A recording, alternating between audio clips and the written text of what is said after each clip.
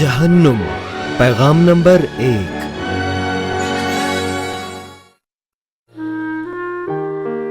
लूका 16वां बाब 22 से 26 आयत। और ऐसा हुआ कि वो गरीब मर गया और फरिश्तों ने उसे ले जाकर अब्राहम की गोद में पहुंचा दिया, और दौलतमंद भी मुआ और दफन हुआ।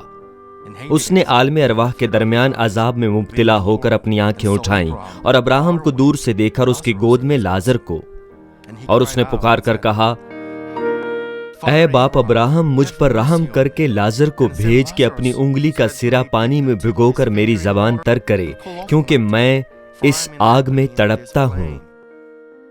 अब्राहम ने कहा, बेटा, याद कर कि तू अपनी जिंदगी में अपनी अच्छी चीजें ले चुका और उसी तरह लाजर बुरी चीजें, लेकिन अब वो यहां तसल्ली पाता है और तू तड़पता है। और इन सब बातों के सिवा हमारे तुम्हारे दरमियान एक बड़ा गढ़ा वाक़या है, ऐसा कि जो यहां से तुम्हारी तरफ पार जाना चाहें ना जा सकें, और ना कोई उधर से हमारी तरफ आ सके।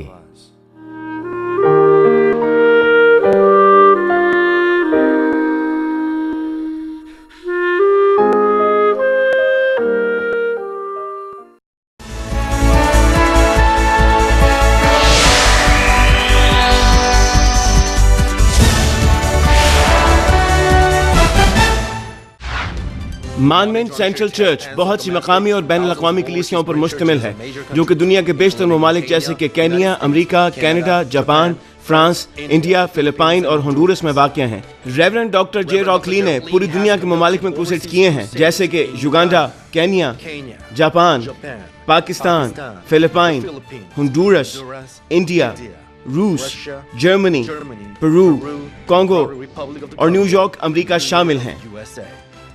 हालिया क्रूसेड, जो कि मेडिसन स्क्वायर गार्डन में हुआ, 200 से ज्यादा ममालिक में सैटेलाइट के जरिए नशर किया गया। उनकी रूहानी और शिफाई इबादत को 200 से ज्यादा ममालिक में सैटेलाइट, रेडियो, टीवी और इंटरनेट के जरिए नशर किया गया है। सन 2000 में युगांडा में मुनक़दा इंजील मुक़द्दस क्रूसेड को CNN पर भी दिखाया गया, और इन क्रूसेड्स की बुनियाद पर उन्हें बेदारी का आलमगीर रहनुमा करार दिया गया।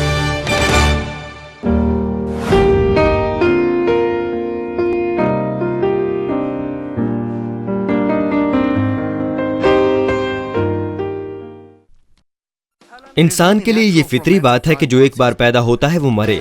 मौत के बाद हर किसी की अदालत होगी कि वो जन्नत में जाएगा या जहन्नुम में। खुदा बाप चाहता है कि उसके अजीज फर्जंद इस हकीकत से वाकिफ हों और आसमान की बादशाही की उम्मीद के साथ जिएं। वो नहीं चाहता कि आदम की औलाद में से कोई भी इंसान जहन्नुम में गिरे। गरीब लाजर खुदा पर ईमान रखता और उसकी खिदमत करता था, और इसलिए वो अब्राहम की गोद में जाने के काबिल हो सकता था।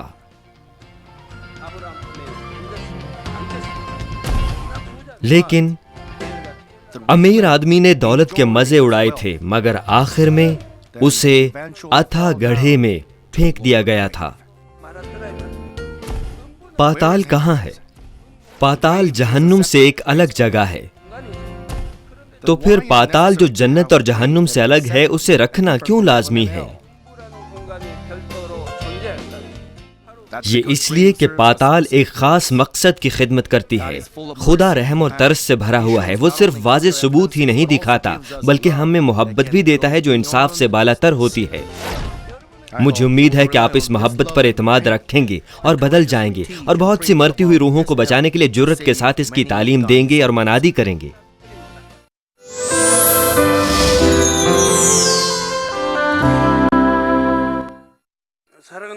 मसीह में अजीज बहनों और भाइयों, मैं पहले ही जहन्नुम के मुताल्लिक पैगामात का एक सिलसिला दे चुका हूं, और हम इस बुनियाद पर एक किताब शाया कर चुके हैं।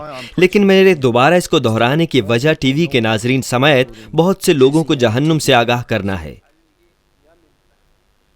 मेरे हाल ही में फिरदौस के मुताल्लिक मनादी करने तक खुदा चाहता है कि हर कोई जन्नत और जहन्नुम से वाकिफ हो। जन्नत और जहन्नुम हकीकत में वाक़े हैं। इंसान के लिए ये फितरी बात है कि जो एक बार पैदा होता है वो मरे। मौत के बाद हर किसी की अदालत होगी कि वो जन्नत में जाएगा या जहन्नुम में।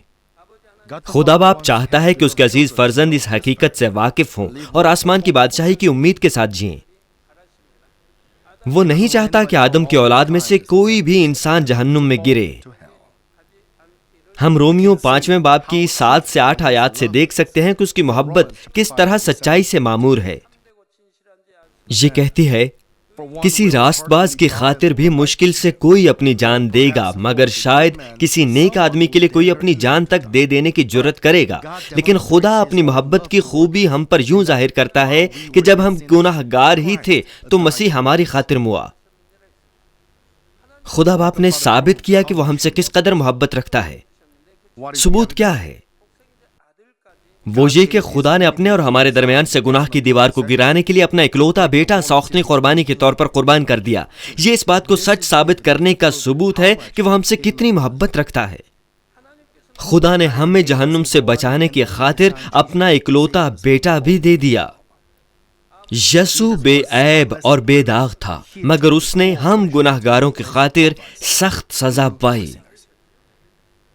اگر ہم صرف اس حقیقت پر یقین رکھیں اور روشنی میں رہیں تو ہر کوئی جہنم سے بچ کر آسمان کی بادشاہی میں جا سکتا ہے۔ خدا کی عظیم محبت کے وسیلے تمام گناہ گاروں کے لیے نجات اور فردوس کا دروازہ کھل گیا۔ لیکن جب ہم اس حقیقت کی منادی کرتے ہیں، آج کل لوگ بے غرض ہیں یا وہ اس کو قبول کرنا اور ماننا ہی نہیں چاہتے۔ ان میں سے بعض کہتے ہیں، کیا سائنس اور ٹیکنالوجی کی ترقی کے باوجود بھی آپ جنت اور جہنم پر یقین رکھتے ہیں؟ کیا آپ وہاں جا چکے ہیں؟ جب ہم مریں گے تو دیکھ لیں گے۔ کیا اعلیٰ ترقی یافتہ سائنس جہنم کو ختم کر دیتی ہے؟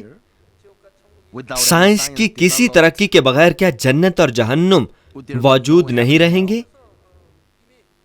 ایک بار وہ مر جائیں تو وہ جہنم میں جاتے ہیں کیونکہ وہ ایمان نہیں رکھتے، اور یہ وہ بات ہے جس پر مجھے افسوس ہوتا ہے۔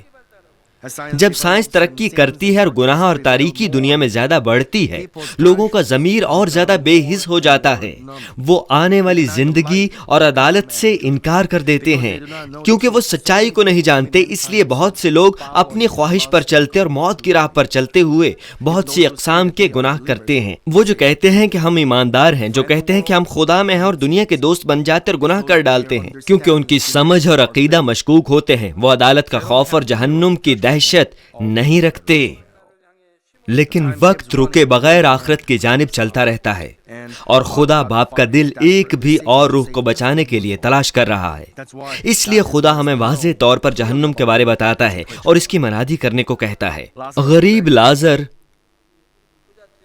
خدا پر ایمان رکھتا تھا اور اس کی خدمت بھی کرتا تھا، اور اسی لیے وہ ابراہم کی گود میں جانے کے قابل ہو سکتا تھا۔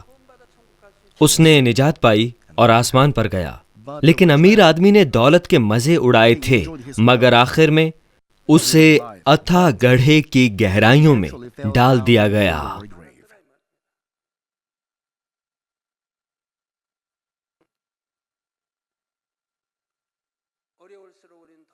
جتنے آپ کے حالات مشکل ہوں، آپ اتنا ہی خدا پر توکل کریں۔ آپ کو زیادہ دعا کرنے اور زیادہ شکر ادا کرنا چاہیے۔ مسیح میں عزیز بہنوں اور بھائیوں، جہنم کوئی ایسی چیز نہیں جس کے بارے منادی کرنا بہت آسان ہو۔ جب لوگ اس بارے سنتے ہیں، جو ایمان رکھتے ہیں اور جو روح سے معمور ہوتے ہیں، وہ شکر گزار ہوں گے یہ کہہ کر کہ میں شکر گزار ہوں کہ خدا نے مجھے اس خوفناک جگہ سے بچا لیا ہے۔ لیکن وہ جن کا ایمان کمزور ہوتا ہے یا نئے ایماندار ہوتے ہیں، وہ جہنم کے بارے سننے سے بھی ڈرتے ہیں۔ ان میں سے بعض لوگ پرستشی عبادت میں شرکت نہیں کرتے یا چرچ سے چلے جاتے ہیں۔ یہ دل شکنی والی بات ہے۔ کسی نے مجھے خط لکھا اور پوچھا کہ مجھے یہ جہنم کا پیغام کیوں دینا چاہیے۔ یہ اس وقت کی بات ہے جب میں نے پہلی بار جہنم کے بارے گفتگو کی۔ اسے جہنم کے بارے پیغام کیوں دینا چاہیے؟ مجھے یہ پیغام کیوں دینا چاہیے؟ اب کیا دنیا میں کوئی ایسے والدین ہوں گے جو چاہتے ہوں گے کہ ان کے بچے جہنم میں جائیں؟ کیا آپ نہیں سوچتے کہ وہ کچھ بھی کریں گے اور ان کو یہ تعلیم دیں گے کہ وہ جہنم میں نہ جائیں؟ کیا آپ نہیں سوچتے کہ ایک چوپان اپنے گلے کو جہنم میں گرنے سے بچانے کے لیے ہر کوشش کرے گا؟ کیا آپ نہیں سوچتے کہ چوپان کو اپنے گلے کو یہ بتانا ہے کہ جہنم کیا ہے تاکہ وہ اس میں گرنے سے بچ سکیں؟ کچھ لوگ جو عالم ارواح کے بارے نہیں جانتے غلط فہمی رکھ سکتے ہیں، کیونکہ کلام جو کچھ اس کے بارے فرماتا ہے وہ اس پر یقین نہیں کریں گے۔ حتیٰ کہ بطور ایک پاسٹر میرے لیے بھی میں برکات کے کلام کی منادی کرنا پسند کروں گا، یہ کہتے ہوئے کہ بس یسوع پر ایمان لائے اور آپ نجات اور برکات پائیں گے۔ یہ میرے لیے آسان ہوگا کہ خدا تمہیں برکت دے، میں ہر ہفتے یہ کر سکتا ہوں۔ اگر آپ برکت حاصل کر لیں تو اس چرچ کی مالی حیثیت اچھی ہو جائے گی، اور یہ بات اچھی ہے، لیکن اگر میں یہ کہوں کہ خدا تمہیں برکت دے تو کیا برکت آ جائے گی؟ مجھے آپ کو تعلیم دینی چاہیے کہ برکت حاصل کیسے کرنی ہے اور برکت کیسے آئے گی، روح القدس کیسے پانا ہے۔ مجھے چاہیے کہ ان کو تعلیم دوں کہ برکت حاصل کرنے کے لیے کیسے رہنا ہے۔ اس بات کی تعلیم نہ دینا اور صرف کہتے رہنا کہ خدا تمہیں برکت دے، یہ بے سود ہے۔ پھر منادی میرے اور آپ کے اور چرچ ممبرز کے لیے آرام دہ ہوگی، لیکن اگر میں ان الفاظ کی منادی کروں جو آرام دہ اور آسان ہیں صرف اس لیے کہ وہ سننے میں بھلے لگتے ہیں، تو پھر خون بہا کے نظریے سے گناہ کے خلاف جد و جہد کون کرے گا؟ بائبل مقدس واضح طور پر ہمیں بتاتی ہے کہ خون بہا کے نظریے سے گناہ کو چھوڑیں، اور یہ آپ کو تعلیم دیتی ہے کہ سارے خاندان میں امانت دار ہوں۔ صرف اس وقت جب ہم جنت اور جہنم کی حقیقت کے بارے صاف صاف جان لیتے ہیں، ہم دنیا کے دوست نہ بنتے ہوئے ہوشیار ہو سکتے ہیں۔ پھر ہم زبردستی بہترین آسمانی مقام پر قبضہ کر لیں گے۔ مزید یہ کہ اگر آپ میں کوئی گناہ کی دیوار ہے اور جب آپ یہ پیغام سنتے ہیں تو ڈر جاتے ہیں، تو اس کا مطلب ہے کہ آپ برکت پا چکے ہیں۔ کرنتھیوں کی کلیسیا میں ایماندار کے گناہوں کو سننے پر ایک بار پولس رسول نے آنسوؤں کے ساتھ ان کو لکھا کہ توبہ کر لیں۔ اس سبب سے انہوں نے توبہ کر لی۔ پولس یہ سن کر نہایت خوش اور شادمان ہوا اور اس نے ان کو پھر لکھا۔ دوسرا کرنتھیوں 7ویں باب کی 9ویں آیت کا پہلا نصف کہتا ہے کہ اب میں اس لیے خوش نہیں ہوں کہ تم کو غم ہوا، بلکہ اس لیے کہ تمہارا غم کا انجام توبہ ہوا۔ اگر ہم توبہ کے انجام پر افسوس کر سکیں تو یہ ایسی بڑی برکت ہے۔ جب ہم گناہوں سے باز آنا اور توبہ کرنا چاہتے ہیں، خدا ہمیں ہمیشہ فضل اور قوت بخشتا ہے۔ اگر ہم دل سے توبہ کریں اور لوٹ آئیں اور روشنی میں رہیں تو خدا ہمارے ماضی کے گناہوں کو بھی یاد نہیں رکھتا، وہ ہمیں صاف کرے گا، جیسے یسایہ پہلے باب کی 18ویں آیت کے دوسرے نصف میں کہا گیا ہے کہ اگرچہ تمہارے گناہ قرمزی ہوں وہ برف کی مانند سفید ہو جائیں گے، اور ہر چند وہ ارغوانی ہوں تو بھی اون کی مانند اجلے ہوں گے۔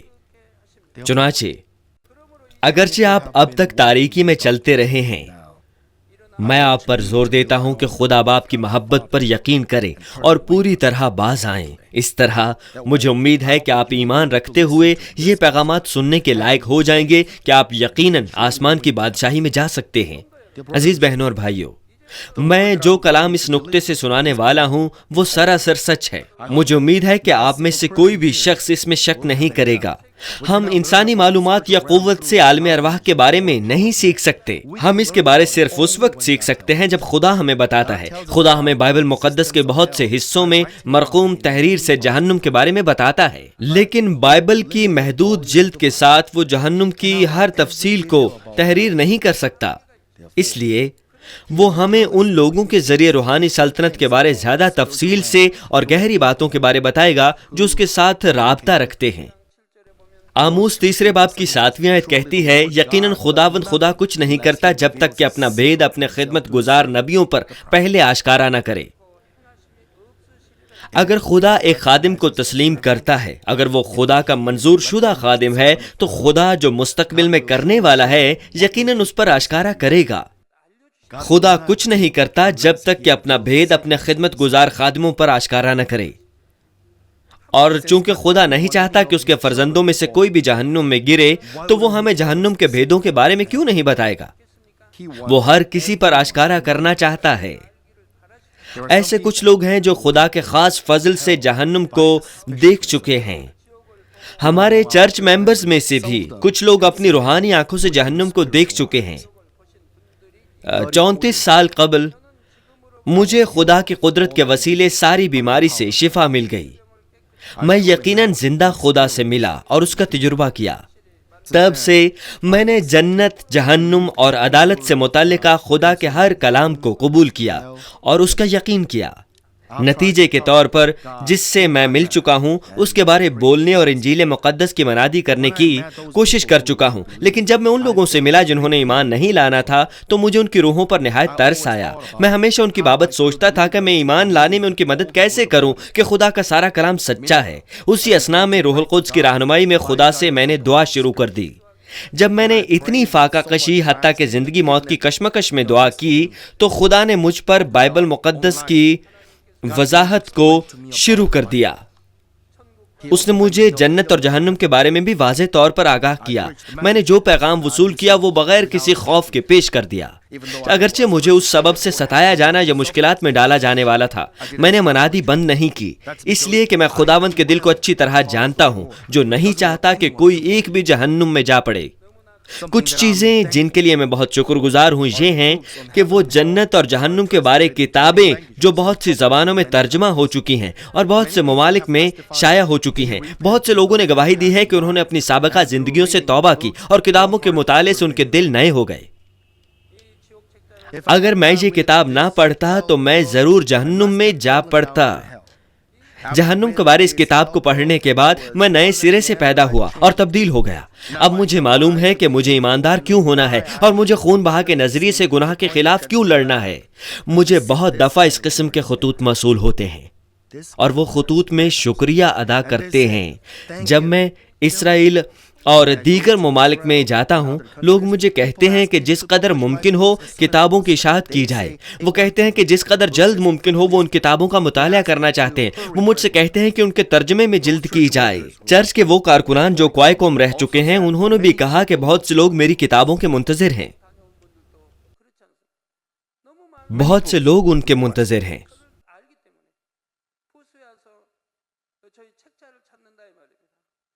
شکر گزاری کے لیے ایک اور چیز یہ ہے کہ خدا ہمیں واضح ثبوت دکھا رہا ہے تاکہ ہم ایمان لا سکیں کہ تمام کے تمام الفاظ سچے ہیں۔ ان لوگوں کے لیے جو ایمان لانے پر یقین نہیں رکھتے تھے، یسوع نے قدرت کے کام دکھائے اور مندرجہ ذیل فرمان کیا۔ یوحنا 14 باب کی 11ویں آیت کہتی ہے، میرا یقین کرو کہ میں باپ میں ہوں اور باپ مجھ میں ہے، نہیں تو میرے کاموں ہی کے سبب سے میرا یقین کرو۔ خداوند خدا میں ہے اور خدا خداوند میں ہے۔ خداوند فرماتے ہیں کہ یقین کرو، لیکن لوگ خداوند کو محض اپنے جیسا دیکھ کر اس پر یقین نہیں کرتے۔ تب خداوند فرماتے ہیں کہ میرے کاموں، نشانات اور عجائبات کے سبب سے میرا یقین کرو کہ بہرے سنتے اور اندھے دیکھتے ہیں، چونکہ وہ ایسے تمام کام کر رہا ہے جو انسان نہیں کر سکتا۔ ہمارا خداوند ان سے کہتا ہے کہ میرے کاموں کے سبب سے خود خدا میرے ساتھ ہے۔ بائبل مقدس میں ہم دیکھ سکتے ہیں کہ نوح نے بار بار منادی کی کہ سیلاب کی صورت میں عدالت ہونے والی ہے، لیکن جب تک نوح کشتی میں نہ چلا گیا لوگ کھاتے پیتے اور شادیاں کرتے رہے۔ نوح نے ان لوگوں کے لیے کتنا غم کیا ہوگا۔ ابراہم جانتا تھا کہ سدوم اور عمورہ کی عدالت ہوگی اور اس نے اپنی ساری زندگی کے ساتھ دعا کی۔ اس نے خدا سے کہا کہ ان لوگوں کو بچا لے جو ہلاک ہونے والے ہیں، کیونکہ میں عدالت اور جہنم کے بارے واضح طور پر جانتا ہوں۔ میں نجات کے لیے اس قسم کے بے باک دل کے ساتھ خدا کی قوت مانگ رہا ہوں۔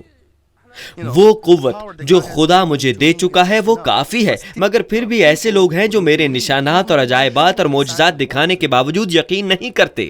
جب آپ قوت بھرے ان کاموں کا تجربہ کرتے ہیں، مجھے امید ہے کہ آپ سب خدا کے سارے کلام پر ایمان رکھیں گے۔ خدا رحم اور ترس سے بھرا ہوا ہے۔ وہ صرف واضح ثبوت ہی نہیں دکھاتا بلکہ ہمیں محبت بھی دیتا ہے جو انصاف سے بالاتر ہوتی ہے۔ جیسے جیسے آخرت نزدیک آتی ہے وہ ہمیں عظیم ترین محبت اور رحم اور فضل اور قوت بخشتا ہے۔ مجھے امید ہے کہ آپ اس محبت پر یقین رکھیں گے اور بدل جائیں گے اور بہت سی مرتی ہوئی روحوں کو بچانے کے لیے جرأت کے ساتھ اس کی تعلیم دیں گے اور منادی کریں گے۔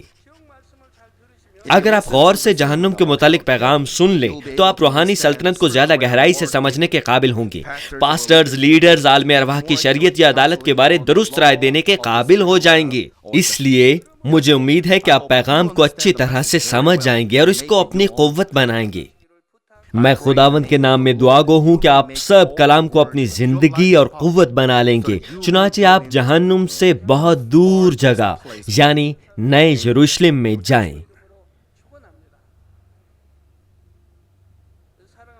مسیح میں عزیز بہنوں اور بھائیوں، آج کے حوالے میں یہ ہمیں بتاتا ہے کہ امیر آدمی مر گیا اور جہنم میں چلا گیا۔ جہنم کہاں ہے؟ جہنم پاتال کے لیے ایک اور لفظ ہے۔ کیا جہنم کے لیے ایک اور لفظ بھی ہے؟ دراصل نہیں ہے۔ پاتال جہنم سے الگ جگہ ہے۔ اگر ہم پاتال کے بارے سمجھ جائیں تو ہم جنت اور جہنم کے سارے ڈھانچے کو سمجھ سکتے ہیں۔ ہم یہ طریقہ کار بھی سمجھ سکتے ہیں کہ لوگ زمین پر کس طرح مرتے اور جنت میں داخل ہوتے ہیں یا کس طرح جہنم میں ڈالے جاتے ہیں۔ پرانا عہد نامہ بھی پاتال کی بابت بیان کرتا ہے۔ یعقوب اور ایوب نے بھی کہا کہ وہ نیچے پاتال میں جائیں گے۔ کیا یعقوب اور ایوب کو نیچے جہنم میں ڈالا گیا؟ نہیں، انہوں نے کہا کہ وہ پاتال میں ڈالے جائیں گے۔ لیکن گنتی 16واں باب ہمیں بتاتا ہے کہ کورہ اور اس کے لوگ جو موسیٰ کے خلاف کھڑے ہوئے تھے وہ زندہ درگور ہو گئے۔ وہ خدا کے خادم موسیٰ کے خلاف کھڑے ہوئے تھے اور وہ زندہ درگور ہو گئے۔ اس کا مطلب ہے کہ پاتال دو جگہوں میں تقسیم ہوتی ہے، ایک ان کے لیے جو نجات یافتہ ہیں اور دوسری ان کے لیے جو نجات یافتہ نہیں ہیں۔ آج کے حوالے میں ہم ایک امیر آدمی اور غریب لازر دونوں کو پاتال میں دیکھ سکتے ہیں، لیکن ان دونوں کے حالات فرق تھے۔ امیر آدمی آگ کے شعلوں میں تکلیف اٹھاتا تھا، لیکن لازر ابراہم کے پاس آرام میں تھا۔ یہ اس لیے کہ جس جگہ امیر آدمی گیا تھا وہ جہنم سے منسلک زیریں پاتال تھا، اور جس جگہ غریب لازر گیا تھا وہ جنت سے منسلک بالائی پاتال تھا۔ اس طرح یہ دو حصوں میں تقسیم ہوتی ہے۔ ایک بالائی پاتال ہے جہاں آسمان پر جانے والے لوگ جمع ہوتے ہیں، اور زیریں پاتال وہ ہے جہاں جہنم میں جانے والے لوگ جمع ہوتے ہیں۔ جب ہمارا خداوند صلیب پر موا، اس کی روح کہاں گئی؟ اس کی روح بالائی پاتال میں گئی اور اس نے وہاں کے لوگوں کو انجیل کی خوشخبری دی۔ یعنی پاتال دو حصوں میں منقسم ہے۔ بالائی پاتال جنت کے ساتھ منسلک ہے اور زیریں پاتال جہنم کے ساتھ۔ اب یہ پاتال واقع کہاں ہے؟ یہ سمجھنے کے لیے کہ جنت اور جہنم باشمول پاتال کیسے دکھتے ہیں، ہم ہیرے کی شکل کو سوچ سکتے ہیں۔ اگر ہم ہیرے کی شکل کو دو عمودی شکلوں میں کاٹیں تو ہمیں ایک مثلث اوپر اور ایک الٹی مثلث نیچے ملے گی۔ جب آپ ایک ہیرے کی شکل کو دو حصوں میں کاٹیں تو آپ کو دو مثلثیں ملیں گی۔ ہم اوپر کی مثلث کو بطور فردوس تصور کر سکتے ہیں اور نیچے کی الٹی مثلث کو بطور جہنم۔ کہاوت ہے کہ مثلث کی اوپری چوٹی نیا یروشلم ہے، بالائی مثلث کی بنیاد پھر بالائی پاتال ہے۔ کیا آپ ان کو دیکھ سکتے ہیں؟ یہاں ایک بالائی پاتال اور فردوس، پہلی سلطنت، دوسری سلطنت اور تیسری سلطنت، اور چوٹی پر نیا یروشلم ہے۔ لیکن غلط مت سمجھیے کہ آسمان بالکل ایسا ہی دکھتا ہوگا۔ ہم مثلث شکل استعمال کرتے ہیں تاکہ آپ اس کے نظریے کا بہتر فہم حاصل کر سکیں۔ کیا آپ ان کے حجم میں فرق دیکھ سکتے ہیں؟ جنت بہت بڑی ہے۔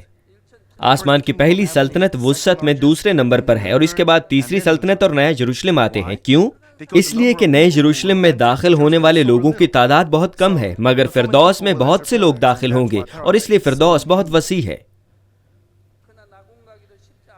لیکن فردوس میں جانا بھی کوئی آسان کام نہیں ہے، چونکہ ہمارے چرچ ممبرز کلام کو اچھی طرح جانتے ہیں اور وہ ہر قسم کی بدی کو چھوڑنے کے لیے دعا اور کوشش کرتے ہیں، اور اس طرح ان میں سے بہت سارے آسمان کی پہلی اور دوسری سلطنت میں جاتے ہیں، مگر دوسرے مسیحی نہیں جانتے کہ جنت اور جہنم کیوں موجود ہیں، اور وہ ایمان کی پیمائش کو بھی نہیں جانتے۔ وہ نہیں جانتے کہ ان کو ایماندار کیوں ہونا چاہیے، اور انہیں منادی کیوں کرنی چاہیے، انہیں پوری داہیکی کیوں دینی چاہیے، اور انہیں خداوند کے دن پر کیوں عمل کرنا چاہیے۔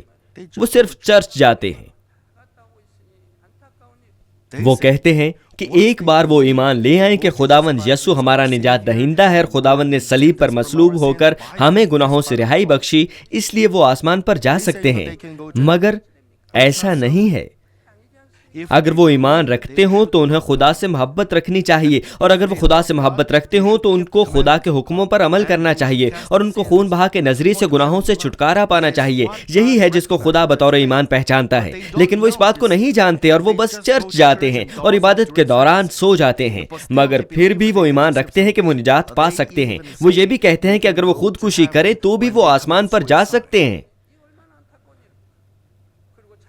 آپ کو واضح طور پر جاننا چاہیے، آپ کو اسے جاننا چاہیے۔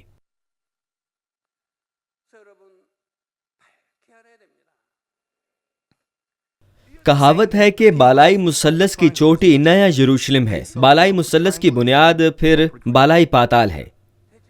بالائی پاتال سے اوپر فردوس، آسمان کی پہلی سلطنت، دوسری سلطنت اور تیسری سلطنت اور نیا یروشلم ہے۔ جتنا اعلیٰ رتبہ اتنی اچھی رہائش گاہ۔ بے شک عالم ارواح میں ہم ایک سرحدی لکیر نہیں کھینچ سکتے جیسے ہم زمین پر کھینچ لیتے ہیں۔ روحانی خلا لامحدود ہے۔ اگر ہم یہ بھی کہیں کہ یہ ہیرے کی شکل ہے تو ہم آسمان کی شکل کو واضح نہیں کر سکتے۔ میں صرف اس انداز میں ان کے لیے واضح کر رہا ہوں جو سمجھنے کے لیے مادی فہم رکھتے ہیں۔ یہ سمجھ کر یہ نہ کہنے لگیں کہ آسمان ہیرے کی مانند ہے اور اس کی چوٹی پر نیا یروشلم موجود ہے۔ اسے غلط مت سمجھیے، ایسا مت کہیے۔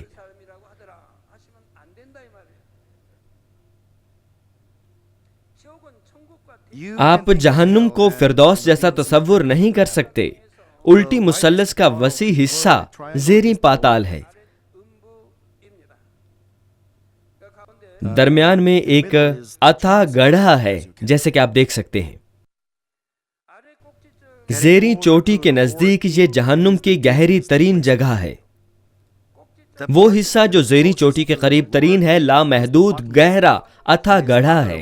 دوسری طرف یہ پاتال کہلاتا ہے۔ اس کا ذکر لوکا 8ویں باب کی 31ویں اور مکاشفہ کی کتاب میں بھی ہے۔ جہاں ایک اتھا گڑھا ہے اور نیچے زیریں پاتال ہے، اور وہاں آگ اور گندھک کی جھیل ہے، اور نیچے اتھا گڑھا ہے۔ کیا اب آپ سمجھ سکتے ہیں؟ زیریں پاتال، آگ اور گندھک کی جھیل، اور نیچے اتھا گڑھا۔ میں نے پہلے اس کی وضاحت کی ہے۔ وہ جو زیریں پاتال کے پہلے اور دوسرے درجے میں ہیں وہ عدالت کے بعد آگ کی جھیل میں ڈالے جائیں گے، اور وہ جو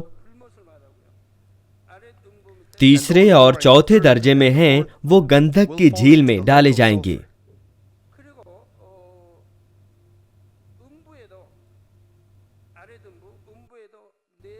زیریں پاتال اس طرح سے 4 مختلف درجات میں تقسیم ہوتی ہے۔ پس زیریں پاتال میں 4 مختلف قسم کی جگہیں ہیں، ٹھیک ہے؟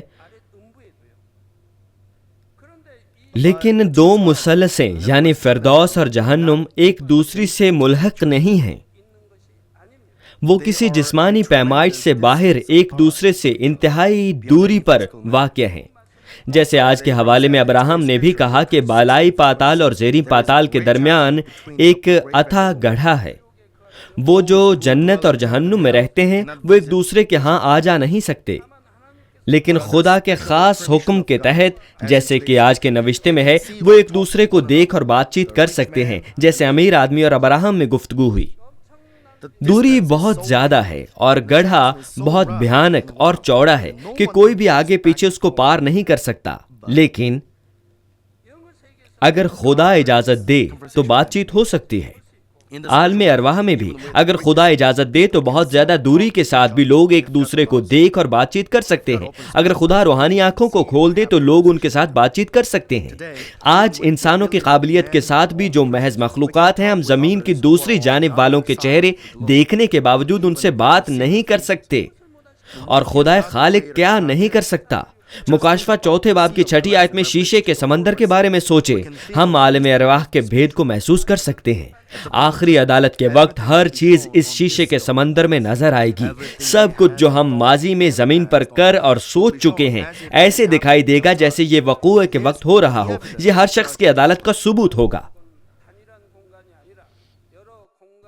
وہ چیزیں جو جسمانی حدود کے سبب ناممکن ہیں وہ روحانی دنیا میں ممکن ہیں۔ نہ جنت نہ جہنم ایک وقفے پر نہیں ہے، بلکہ وہ کئی مختلف وقفوں میں جدا جدا ہیں، اور پاتال ایک سخت فہم میں فردوس اور جہنم سے ایک الگ جگہ ہے۔ تو پھر پاتال رکھنا کیوں لازمی ہے جو جنت اور جہنم سے مختلف جگہ پر ہے؟ یہ اس لیے کہ پاتال ایک خاص مقصد کو پورا کرتی ہے۔ پاتال کا نہایت اہم استعمال یہ ہے کہ یہ ایک انتظار گاہ ہے۔ یہ ایک انتظار گاہ ہے جہاں اس زمین پر مرنے والے حقیقی جنت یا جہنم میں جانے سے پہلے انتظار کرتے ہیں۔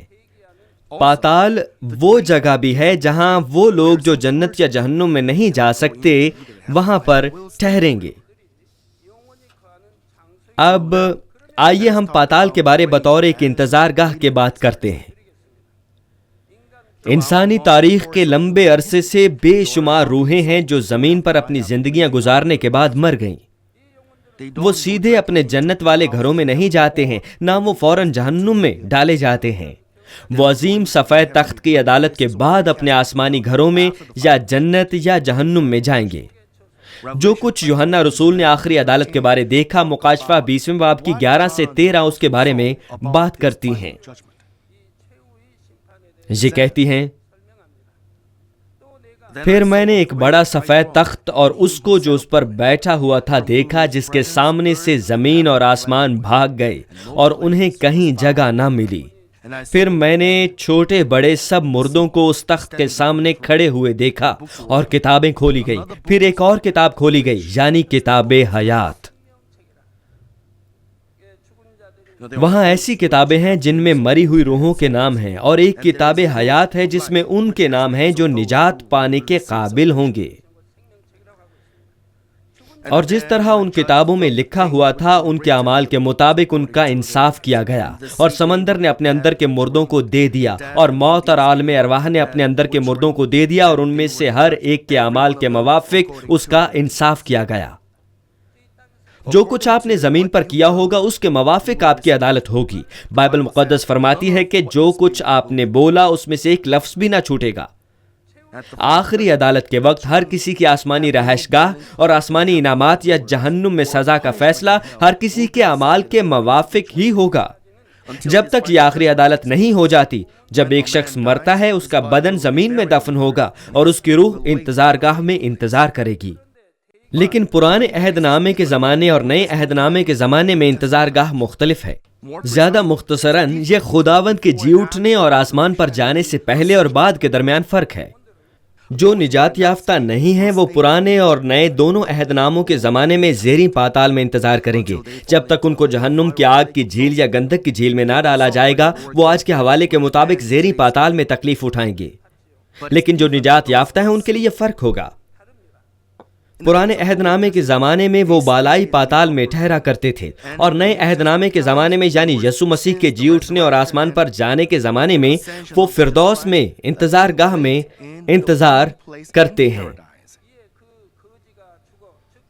لوکا 16 باب کی 22 آیت کہتی ہے، اب ایسا ہوا کہ غریب مر گیا اور فرشتوں نے اسے لے جا کر ابراہم کی گود میں پہنچا دیا، اور دولت مند بھی موا اور دفن ہوا۔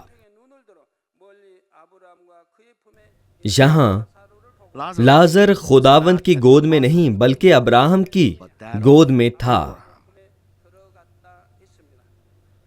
لازر بالائی پاتال میں گیا تھا جو ان کی انتظار گاہ ہے جو پرانے عہد نامے کے زمانے میں مرے تھے۔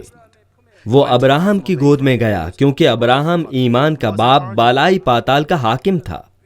پرانے عہد نامے کے زمانے میں نجات حاصل کرنے والوں میں سے زیادہ تر اسرائیل کے بیٹے ابراہم کی اولاد تھے جو خدا میں جیتے تھے۔ غیر اقوام کے معاملے میں ان کی نجات کا فیصلہ ضمیر کی عدالت کے وسیلے ہوا۔ میں اگلے اجلاس میں ضمیر کی عدالت کے بارے میں بھی وضاحت کروں گا۔ روحانی طور پر ابراہم خدا میں ایمانداروں کا باپ یعنی ایمان کا باپ ہے۔ ایمان سے ابراہم راست کہلایا اور خدا سے وہ ایمان کا باپ بنا۔ اس لیے ابراہم ان روحوں کو سنبھالنے پر مختار تھا جو نجات یافتہ تھیں اور بالائی پاتال میں تھیں، لیکن یسوع کے صلیب پر مرنے اور آسمان پر جانے کے بعد یہ تھوڑا مختلف ہے۔ جب لوگ مرتے ہیں تو وہ بالائی پاتال میں ابراہم کی گود میں نہیں جانتے، بلکہ وہ فردوس میں خداوند کی گود میں جاتے ہیں۔ جب یسوع صلیب پر تھا، ایک ڈاکو جو یسوع کے ساتھ صلیب پر تھا اس نے توبہ کر لی۔ یسوع نے اس سے کہا کہ میں تجھ سے سچ کہتا ہوں کہ آج ہی تو میرے ساتھ فردوس میں ہوگا۔ ٹھیک ہے، خداوند زیریں پاتال میں گیا اور 3 دن میں جی اٹھا۔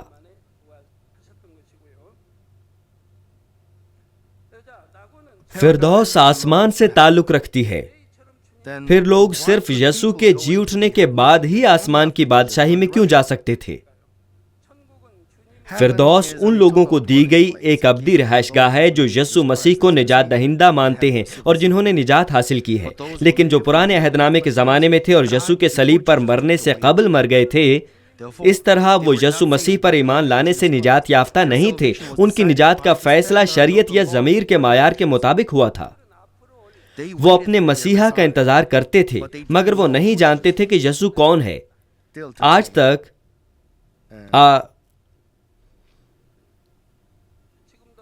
کٹر یہودی یسوع مسیح کو جاننے کی انتہائی کوشش کرتے ہیں، اور ان میں سے بہت سارے کہتے ہیں کہ وہ اسے نہیں جانتے۔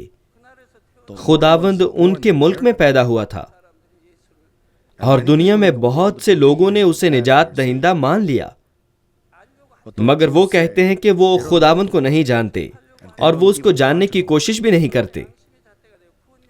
لیکن یہ پوری طرح واضح ہونا چاہیے کہ تمام گناہگار صرف یسوع مسیح کے وسیلے نجات پا سکتے اور آسمان کی بادشاہی میں جا سکتے ہیں۔ یوحنا 14 باب کی 6 آیت کہتی ہے، یسوع نے اس سے کہا کہ راہ حق اور زندگی میں ہوں، کوئی میرے وسیلے کے بغیر باپ کے پاس نہیں آتا۔ اعمال 4 باب کی 12 آیت بھی کہتی ہے، اور کسی دوسرے کے وسیلے سے نجات نہیں، کیونکہ آسمان کے تلے آدمیوں کو کوئی دوسرا نام نہیں بخشا گیا جس کے وسیلے سے ہم نجات پا سکیں۔ صاف صاف خدا فرما رہا ہے کہ اس نے ہمیں کوئی دوسرا نام نہیں بخشا جس کے وسیلے سے لوگ نجات پا سکیں۔ اس لیے جنہوں نے پرانے عہد نامے کے زمانے میں نجات پائی، ان کو آسمان کی بادشاہی میں جانے سے پہلے یسوع مسیح کو قبول کرنا تھا۔ پھر وہ انجیل کو سننے اور یسوع مسیح کو بطور نجات دہندہ قبول کرنے کے قابل کب ہوئے؟ یسوع نے صلیب پر مرنے کے بعد 3 دن بالائی پاتال میں لوگوں کو انجیل کی خوشخبری دی۔ پہلا پطرس 3 باب کی 18 سے 19 آیات اس واقعے کے بارے میں بات کرتی ہیں۔ یہ کہتی ہیں کہ اس لیے کہ مسیح نے بھی یعنی راست باز نے ناراستوں کے لیے گناہوں کے باعث ایک بار دکھ اٹھایا۔ وہ ایک بار موا، وہ تمام لوگوں کو بچانے اور ہمیں گناہوں سے رہائی دینے کے لیے صلیب پر موا۔ وہ راست ناراستوں کے لیے مر گیا۔ وہ بے عیب اور بے داغ تھا، مگر وہ ہم جیسے ناراستوں کے لیے اور صلیب پر اپنا خون بہا کر مر گیا، تاکہ ہم کو خدا کے پاس پہنچائے۔ جیسے پہلا یوحنا میں لکھا ہے، وہ ایک کفارے کی قربانی بنا اور خدا اور ہمارے درمیان سے دیوار کو گرایا۔ اس طرح وہ ہماری خاطر مصلوب ہوا۔ اس نے کہا کہ وہ ہمیں خدا باپ کے پاس لانے اور ہمیں آسمان پر لے جانے کے لیے ایسا کرتا ہے۔ یہ وہ ہے جو خداوند فرما رہا ہے۔ وہ جسم کے اعتبار سے تو مارا گیا، لیکن روح کے اعتبار سے زندہ کیا گیا۔ اسی میں اس نے جا کر ان قیدی روحوں میں منادی کی۔ آپ دنیا میں ایک قید کا تصور کیجئے، مگر یہ اس دنیا کی قید جیسی نہیں ہے۔ یہ اس دنیا کی قید سے بالکل مختلف ہے۔ یہاں قید میں روحیں بالائی پاتال میں روحوں کو ظاہر کرتی ہیں۔ اس کے بدن کو 3 دن تک دفن کیے جانے کے دوران ہمارے خداوند نے ان روحوں کو نجات کی منادی کی جو بالائی پاتال میں تھیں۔ وہ روحیں جو بالائی پاتال میں رہتی تھیں وہ اس پر ایمان لائیں اور اسے بطور نجات دہندہ قبول کیا۔ کیا آپ یہاں کچھ عجیب سا نہیں سوچتے؟ آپ میں سے بعض خداوند پر 5، 10 یا 15 سال سے ایمان رکھتے ہیں، مگر پھر بھی وہ ایمان نہیں رکھتے بلکہ شک کرتے ہیں۔ بعض لوگ چرچ کو چھوڑ دیتے ہیں اور وہ خود کو خدا سے دور کر لیتے ہیں، مگر ان کے لیے صرف 3 دن میں خداوند کو قبول کرنا کیسے ممکن ہے؟ ٹھیک ہے، وہ اچھے لوگ ہیں اور وہ ضمیر کی عدالت کے وسیلے نجات حاصل کرنے کے لیے کافی حد تک اچھے ہیں۔ وہ اچھے تھے اور جو خداوند کو جانتے تھے، خدا نے ان لوگوں کو انجیل کی خوشخبری دی اور وہ جانتے تھے کہ یسوع جو صلیب اٹھائے گا وہ ہمیں ہمارے گناہوں سے رہائی دینے کے لیے مر جائے گا۔ ان کو معلوم ہو گیا کہ جب ہم یسوع مسیح پر ایمان لاتے اور اسے نجات دہندہ قبول کرتے ہیں تو ہم نجات پائیں گے۔ اس لیے جب خداوند ان کے سامنے آیا تو وہ خداوند کو بطور نجات دہندہ قبول کر سکتے تھے۔ پھر جب ہمارا خداوند جی اٹھا، وہ سب کے سب آسمان کی بادشاہی میں داخل ہو گئے۔ بے شک اس کا یہ مطلب نہیں کہ وہ آسمان میں اپنی رہائش گاہوں میں چلے گئے، وہ انتظار گاہ میں گئے جو فردوس کے گرد و نواح میں واقع ہے۔ خداوند کے صلیب اٹھانے سے پہلے جو روحیں بالائی پاتال میں ابراہم کے پاس گئی تھیں، لیکن خداوند کے صلیب اٹھانے اور نجات دہندہ بننے کے بعد جب خداوند آسمان پر گیا تو ان روحوں کو بالائی پاتال میں لے گیا۔ جب خداوند ہوا میں واپس آتا ہے تو بے شمار روحیں خداوند کے ساتھ آئیں گی۔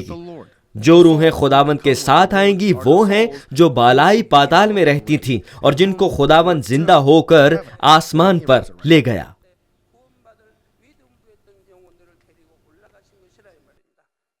یوحنا 14ویں باب کی 2 آیت میں یسوع فرماتے ہیں کہ میرے باپ کے گھر میں بہت سے مکان ہیں، اگر نہ ہوتے تو میں تم سے کہہ دیتا، کیونکہ میں جاتا ہوں تاکہ تمہارے لیے جگہ تیار کروں۔ جیسے کہا گیا، ہمارے خداوند کے جی اٹھنے اور آسمان پر جانے کے بعد خداوند ہر آسمانی شہری کے لیے رہائش گاہ تیار کر رہا ہے۔ آسمان کی بادشاہی خداوند کی نگرانی میں تیار ہو رہی ہے۔ کیا اب آپ سمجھے کہ پاتال کو کیوں موجود رہنا ہے؟ ہمیں سمجھنا چاہیے کہ عالم ارواح تیار ہو رہا ہے اور انتہائی انصاف اور ترتیب سے چل رہا ہے۔ مسیح میں عزیز بہنوں اور بھائیوں، ان میں سے جو زمین پر مر گئے، وہ جو نجات یافتہ ہیں، اب فردوس میں انتظار گاہ میں جائیں گے، لیکن وہ براہ راست فردوس کی اس جگہ پر نہیں جاتے۔ وہ 3 دن تک بالائی پاتال میں ٹھہرتے ہیں اور پھر فردوس میں جاتے ہیں۔ ایسا کیوں ہے؟ بہت دفعہ ہم فلموں میں ایسے مناظر دیکھتے ہیں جن میں ایک شخص مرتا ہے، روح جو بالکل اپنے بدن جیسی نظر آتی ہے وہ بدن سے باہر آتی ہے اور فرشتوں یا جہنم کے پیغام رسانوں کے پیچھے چلتی ہوئی دوسری دنیا کو چلی جاتی ہے۔ حقیقت بھی بہت ملتی جلتی ہے۔ جب ایک شخص مرتا ہے تو اس کی روح اس کے بدن سے باہر آ جاتی ہے، اور جو نجات یافتہ ہیں ان کے لیے 2 فرشتے بھیجے جاتے ہیں اور ان کو راہ دکھاتے ہوئے بالائی پاتال میں لے جاتے ہیں۔ بائبل مقدس میں آپ سفید کپڑوں میں ملبوس 2 فرشتوں کو تلاش کر سکتے ہیں۔ وہ خداوند کی قبر میں نظر آئے تھے جہاں خداوند کو دفن کیا گیا تھا، اور جب خداوند آسمان پر اٹھایا گیا تو بھی وہ نمودار ہوئے۔ ہم سفید کپڑوں میں ملبوس ان 2 فرشتوں کو بائبل مقدس میں بہت سی جگہوں پر تلاش کر سکتے ہیں۔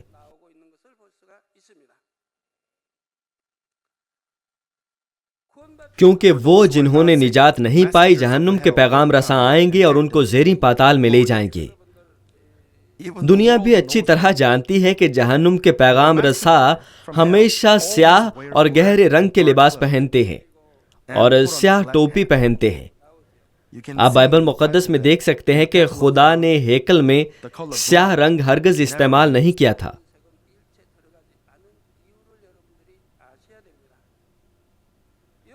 عالم ارواح وسیع نہیں ہے۔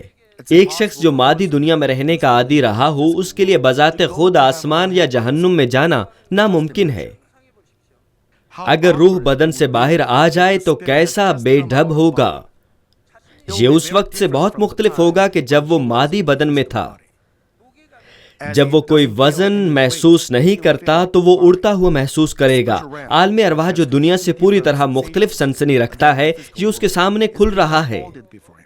وہ ایک لمحے کے اندر غیر معمولی تبدیلی میں سے گزر رہا ہے. ہر چیز بے ڈھب ہے. اس طرح بعض اوقات اسے روحانی دنیا کے لیے خود کو اپنانے اور بنیادی روحانی معلومات حاصل کرنے کی ضرورت ہوتی ہے. لوگ خلائی جہاز میں جانے کے لیے خود کو منفی کشش ثقل میں رکھنے کی مشق کرتے ہیں. برسوں تک ان کو تربیت حاصل کرنے کی ضرورت پڑتی ہے. اسی طرح ہمارے آسمان پر جانے سے پہلے ہم بالائی پاتال میں 3 دن کی تربیت حاصل کرتے ہیں اور ہمیں کچھ روحانی چیزیں سیکھنی پڑتی ہیں. اس لیے وہ 3 دن تک بالائی پاتال میں ٹھہرتے ہیں. 3 دن کے بعد وہ فردوس میں انتظار گاہ میں منتقل کر دیے جائیں گے اور وہاں اس وقت تک انتظار کریں گے جب تک خداوند ہوا میں واپس نہیں آ جاتا اور 7 سالہ شادی کی تقریب منعقد نہیں ہو جاتی. پھر وہ فردوس کے اندر انتظار گاہ میں کیا کرتے ہیں؟ کیا انتظار کا مطلب صرف بیزار رہنا اور انتظار میں وقت گزاری کرنا ہے؟ عزیز بہنوں اور بھائیوں، روحانی دنیا کوئی مبہم اور تاریک جگہ نہیں ہے. یہ انتہائی حقیقی اور عملی دنیا ہے. جو لوگ وہاں انتظار کرتے ہیں وہ انبیاء سے بہت سی چیزیں سیکھیں گے. بے شک آپ اپنے خاندان اور زمین پر روحوں کے لیے دعا کریں گے. وہ خدا، آسمان کی بادشاہی اور روحانی قوانین کے بارے میں بہت کچھ سیکھیں گے. وہ اس لامحدود عالم ارواح کے بارے میں سیکھیں گے. اس سکھلائی کا آخر نہیں ہوگا. ہو سکتا ہے کہ آپ میں سے بعض یہ سن کر کہیں کہ کیا ہمیں آسمان پر بھی پڑھنا ہے؟ میں تو پڑھنے سے نفرت کرتا ہوں. لیکن روحانی علم حاصل کرنے سے مراد مشکل یا بیزار کرنے والا علم نہیں ہے، لیکن اس کے برعکس یہ بہت پرجوش، عجیب اور تفریحی ہے کہ زیادہ سیکھیں. ہمارا دل زیادہ سے زیادہ روح سے معمور ہوتا جائے گا. جو خدا کے ساتھ صاف صاف رابطے میں ہیں وہ اس زمین پر بھی خدا سے بہت سی روحانی چیزیں سیکھ سکتے ہیں. بے شک خدا کے ساتھ رابطہ رکھنے کے لیے ضروری ہے کہ کوئی انتہائی صاف اور شریف دل رکھے. اگر ہم روحانی سلطنت کے بارے سیکھ اور سمجھ لیں تو ہم خوشی سے بھر جائیں گے جس کا موازنہ اس دنیا کی کسی چیز سے نہیں کیا جا سکتا. عزیز بہنوں اور بھائیوں، اگر ہم منادی کریں کہ فردوس اور جہنم ہیں تو کچھ لوگ ایک سوال کرتے ہیں. وہ شک کرتے ہیں کہ بہت سے لوگ بنی نوع انسان کی تاریخ میں پیدا ہو چکے ہیں، ان کو کس قسم کی جگہ پر رکھا جا سکتا ہے. لیکن ہمیں ان چیزوں کے لیے پریشان نہیں ہونا. ہم محض کائنات کے بارے سوچنے پر ہی جواب حاصل کر سکتے ہیں. جس نظام شمسی سے دنیا تعلق رکھتی ہے وہ اس کہکشاں میں صرف ایک نقطے کی مانند ہے. ایک نقطے کی مانند.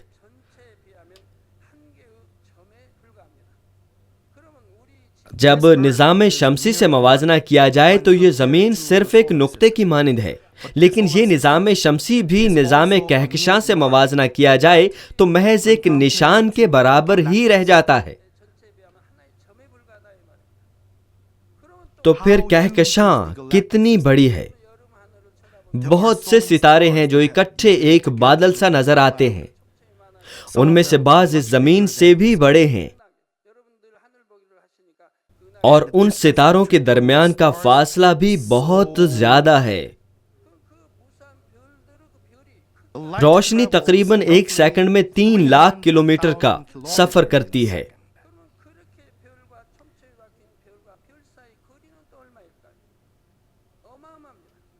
اور یہ 1 سیکنڈ میں زمین کے 7.5 چکر لگاتی ہے. مگر روشنی کی رفتار پر بھی آپ کو ایک ستارے سے دوسرے ستارے تک پہنچنے کے لیے برسوں تک سفر کرنا پڑتا ہے. اس لیے تصور کیجئے کہ نظام کہکشاں کس قدر بڑا ہے. اب یہ نظام کہکشاں بھی پوری کائنات کے ساتھ موازنہ کرنے پر ایک نشان کے برابر ہے. لیکن یہ کہکشاں بھی پوری کائنات میں ایک نشان سا ہے. ہم انسانی دماغ سے اس مادی کائنات کی حد کو بھی نہیں سمجھ سکتے. اور آسمان کی بادشاہی عالم ارواح کے بارے میں ہم ایسا کیسے کر سکتے ہیں؟ حتیٰ کہ اکیلی فردوس ہی اس قدر وسیع ہے کہ انسان اس کے تصور کا آغاز ہی نہیں کر سکتا. فردوس میں بھی مرکزی حصہ اور بیرونی حصہ ایک دوسرے سے بہت دور واقع ہیں. چنانچہ کسی کو بھی آسمان کے انتظار گاہ میں نامناسب جگہ نہ رکھنے پر پریشان نہیں ہونا چاہیے۔ تب جو نجات یافتہ نہیں ہیں وہ زیریں پاتال میں کس طرح سے انتظار کریں گے؟ میں اس سلسلے میں بعد میں اس کے بارے میں وضاحت سے بات کروں گا۔ مسیح میں عزیز بہنوں اور بھائیوں، آج میں نے آپ سے اس سبب کے بارے بات کی ہے کہ پاتال کو کیوں موجود رہنا ہے۔ یہ انتظار گاہ کے طور پر ایک نظام رکھتی ہے۔ یہ ایک مقام ہے جہاں لوگ حقیقی آسمان یا جہنم میں جانے سے پہلے جاتے ہیں۔ نئے عہد نامے میں نجات یافتہ لوگوں کے لیے انتظار گاہ بدل گئی تھی۔ یہ بالائی پاتال سے فردوس کے نواحی علاقوں میں بدل گئی تھی۔ یہ اس لیے کہ ہمارے خداوند نے اپنے جی اٹھنے سے آسمان کی بادشاہی کا بڑا راستہ کھول دیا۔ اس کے وسیلے ہم دیکھ سکتے ہیں کہ آسمان کی بادشاہی کا واحد راستہ صرف خداوند ہی ہے۔ پرانے عہد نامے میں خدا پر ایمان رکھنے والے کوئی بھی ہوں، وہ کہتے تھے کہ وہ نیچے شیول میں جائیں گے، اور ابراہم بالائی پاتال کا مختار تھا۔ مگر خداوند نے ڈاکو سے کیوں کہا کہ وہ فردوس میں جائے گا؟ اس پیغام میں نے واضح کیا ہے کہ کیوں۔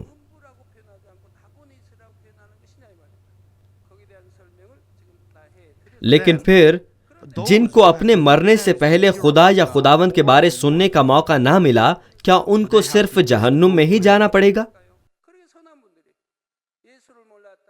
اگر ایک اچھا شخص محض خدا اور خداوند کو نہ جاننے کی وجہ سے جہنم میں جائے تو ہم کیسے کہہ سکتے ہیں کہ خدا انصاف کا خدا ہے؟ ایک ضمیر کی عدالت بھی ہے، اور ایک بالائی پاتال ہے، اور خداوند نے آسمان کا راستہ کھول دیا ہے، اور ایک فردوس بھی ہے جہاں لوگ عظیم سفید تخت کی عدالت تک انتظار کریں گے۔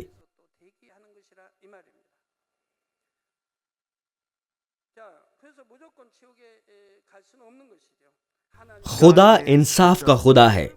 آخر کار ایک بھی اور شخص کو بچانے کے لیے انصاف بنا ہے، اور انصاف خدا کی محبت ہے۔ آپ اگلے اجلاس میں پیغام سنیں تو آپ اس کا جواب پانے کے قابل ہو جائیں گے۔ مجھے امید ہے کہ آپ اس پیغام کے لیے دعا کریں گے اور کلام کے وسیلے قوت حاصل کریں گے۔ مجھے امید ہے کہ خدا جو روحانی سلطنت کے بارے ہمیں تعلیم دینے کے وسیلے ہماری روح اور بدن میں کامیابی بخشتا ہے، آپ اس کی محبت کا تجربہ کریں گے۔ میں خداوند کے نام میں دعا گو ہوں کہ آپ ایسا کرنے سے نئے یروشلم کی جانب ایک اور قدم بڑھائیں۔ آمین۔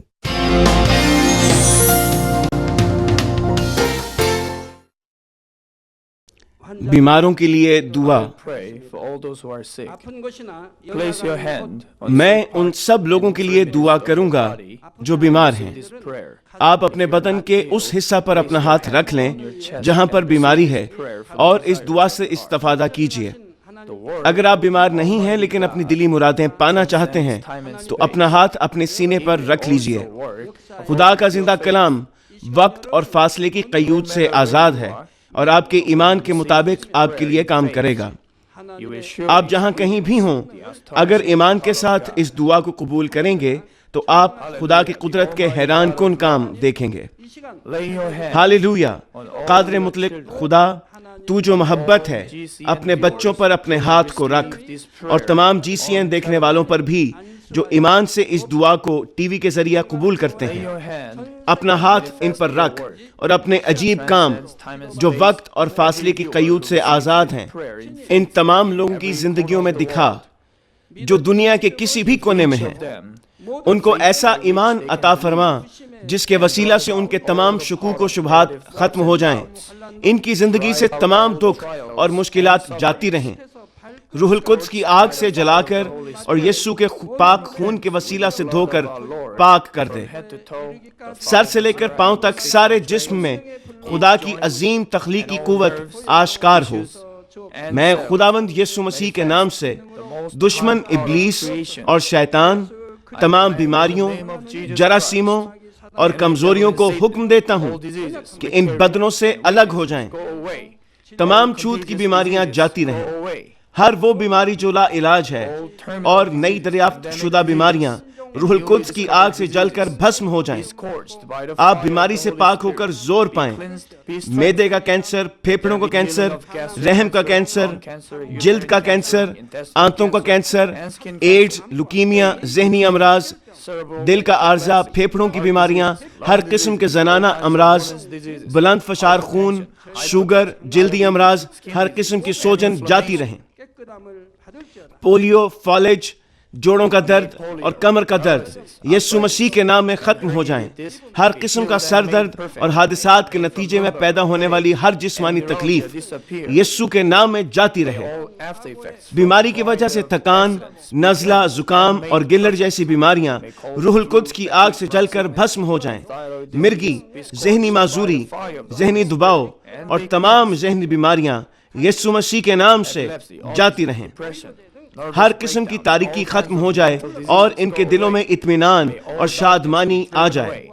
خدا باپ تخلیق کی عظیم ترین قوت کے وسیلہ سے یہ جسم جو کمزور ہو چکے ہیں دوبارہ سے زور پائیں، فالج کے جکڑے آزاد ہو جائیں اور لنگڑے چلنا اور چھلانگے لگانا شروع کریں۔ نظر کی کمزوری جاتی رہے، بہرے سننا شروع کر دیں، اندھے بینائی حاصل کریں اور گونگے لوگ بولنا شروع کر دیں۔ خدا باپ بانجھ خواتین کو اولاد کی برکت عطا فرما، ٹوٹی ہڈیوں کو جوڑ دے اور جسم کے تمام